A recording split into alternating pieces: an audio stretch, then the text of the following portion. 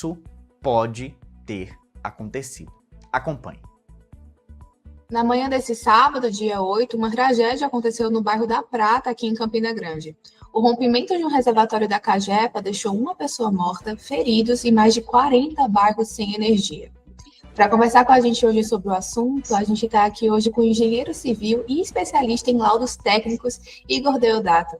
Boa tarde, Igor.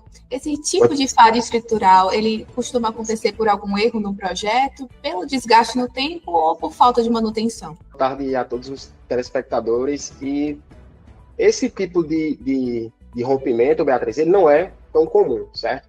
Porém, ele pode ocorrer devido a uma falha no projeto estrutural, certo? Que possivelmente não é o caso dali, porque senão já teria acontecido há mais tempo.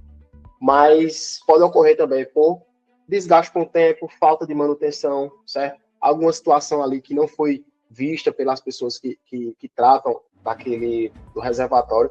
Enfim, são vários pontos que podem levar a esse rompimento, tá? Uma frase que a gente diz na engenharia, que nada vai romper ou vai colapsar do nada. Não existe isso de uma estrutura hoje ela tá boa e amanhã de manhã ela simplesmente cair. Toda estrutura ela mostra sinais. Pode ser um tipo de deformação excessiva, você vai percebendo ali a estrutura deformando com o tempo. Pode ser o aparecimento de ferragem exposta, de ferrugem, de vazamento, enfim, são N situações, certo?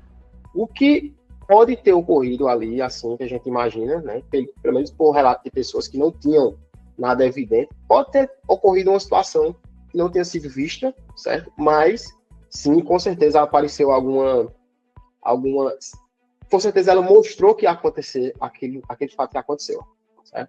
De ensaios, inspeções estruturais precisam ser feitas periodicamente para poder detectar esse tipo de falha. De uma estrutura como aquela, assim, o primeiro ponto é a inspeção visual. Ela tem que ser feita periodicamente, certo? É uma estrutura antiga. Então, pelo menos uma vez no ano ali, tem que ser feita inspeção visual tanto na parte de fora quanto na parte de dentro, certo? O importante é que o reservatório ele não só seja vistoriado na parte de fora, mas principalmente na parte de dentro, que é onde vai ter mais contato com água, onde a água vai estar diretamente afetando ali a estrutura de concreto e possivelmente penetrando também através daquela estrutura, chegando em ferragem, causando problemas. Também, no que não é de aspecto visual, pode entrar com um ensaio de ultrassonografia. E uma coisa também muito importante, que as pessoas esquecem naquele tipo de reservatório, é também de fazer análises do próprio solo também. Que o solo pode também estar sendo afetado por esse reservatório, certo? Aquele peso ali, uma infiltração pequena que você não esteja percebendo ali, ela está entrando ali por debaixo do solo, está mexendo naquela terra ali embaixo. Uma situação que pode se agravar e ser muito perigosa. Então, até mesmo as menores infiltrações podem ser um fator que colabore para esse tipo de colapso? Com certeza. A água é o seguinte, a gente tem um ditado também que a água, se tiver 1% de chance dela dar problema, certo, na estrutura, ela vai dar. Então, por mais que seja uma infiltração pequena, ela vai estar tendo um vazamento contínuo ali ao longo do tempo, certo? Ela vai encharcar aquele solo, encharcar a terra, e aquela terra ela vai se movimentar, ela não vai ficar parada ali durante a vida toda, ela vai se movimentar.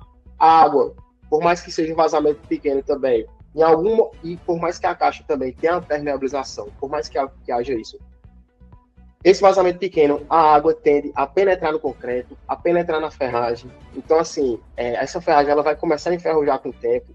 E o ferrugem, a gente fala também que ele é tipo uma gangrena, né? Ele pega ali num ponto, ele vai espalhando, espalhando, espalhando. Quanto mais você não trata aquilo, mais ele vai se espalhando por toda a estrutura. Então, assim, por mais que seja pequena, realmente uma infiltração, ela tende a se agravar com o tempo e causar problemas estruturais, inclusive com colapso. E é possível prever ou modelar esse tipo de cenário para que o impacto potencial possa ser diminuído, no caso, preparar planos de contingência para que a população não seja tão afetada? Sim, é possível preparar planos de contingência, né, para a população não ser tão afetada. Porém, o mais importante de tudo é que haja uma conscientização, certo? Geral das pessoas, tanto de órgãos públicos quanto de pessoas, de que o seguinte, uma edificação, um prédio, uma casa, eles não são como as pirâmides do Egito, que você construiu há 2, 3 mil anos e elas estão lá de pé, certo? Você não vai comprar um carro e nunca vai trocar de óleo o carro. Você não vai comprar um carro e nunca trocar uma correia dentada. Você não vai fazer isso. Você não vai comprar um carro e nunca trocar um pneu. Então, o que as pessoas precisam realmente se conscientizar é que o imóvel, ele precisa de manutenção. Ele precisa de manutenção, ele precisa de vistorias periódicas, inspeções. Então, assim, até mais importante do que um plano de contingência é realizar essas manutenções periódicas, essas inspeções, na verdade, e resolver o problema ali na base, tá? Na base. O principal é isso. A gente tem exemplos aí ao redor do Brasil e até do mundo também, de cidades que resolveram esse problema e hoje não tem mais esse tipo de desastre, certo? Então, é uma questão mais de consciência até do que realmente esse plano de contingência. Mas sim, é possível, sim, trabalhar também com o plano de contingência nesse caso. E várias residências elas foram atingidas, infelizmente. Muitos imóveis vão precisar ser demolidos. Nesses casos, quais são os procedimentos técnicos para avaliar se uma casa atingida tem que ser demolida ou se ela pode ser recuperada? O principal, Beatriz, é avaliar a estrutura dessa casa, né, de perto, fazer uma inspeção e avaliar isso. Agora, sim, a gente tem um ponto. A casa, muitas casas, elas poderão ser recuperadas, só que vai ser inviável financeiramente para as famílias. Tem casos de demolição e de problemas, certo? Tem casos de problema estrutural que você consegue resolver, só que para resolver o problema é mais caro do que você demolir totalmente e reconstruir a casa. Então, assim, você percebe, através de um problema que poderia ser solucionado há muito tempo atrás, há anos, você causa uma cadeia de problemas, um efeito dominó que vai, lamentavelmente, faleceu a senhora, teve gente ferida, teve gente que perdeu o carro, mas você faz esse efeito dominó afetando a vida de várias e várias pessoas, por anos e anos e anos, que a gente sabe que uma vida não se recupera, a gente sabe que uma casa ali também, muitas vezes não vai ser totalmente recuperada, são histórias que foram construídas ali naquela casa. Enfim, por conta simplesmente dessa questão de conscientização, tá? Mas tem que ser avaliado, né, melhor se vai ser demolido ou não, e também tem que ver se vai ser viável financeiramente ou não essa recuperação. E o impacto da água pode acabar comprometendo aí a fundação de outras construções próximas? Com certeza, Beatriz, porque o volume de água, né, quando a gente percebe ali, a maneira que ele caiu, quando ele penetra na água, ela faz um movimento muito grande, certo? Nessa parte, no solo e na parte das fundações também, que jamais foi previsto em cálculo, na estrutura. Jamais você vai prever, né?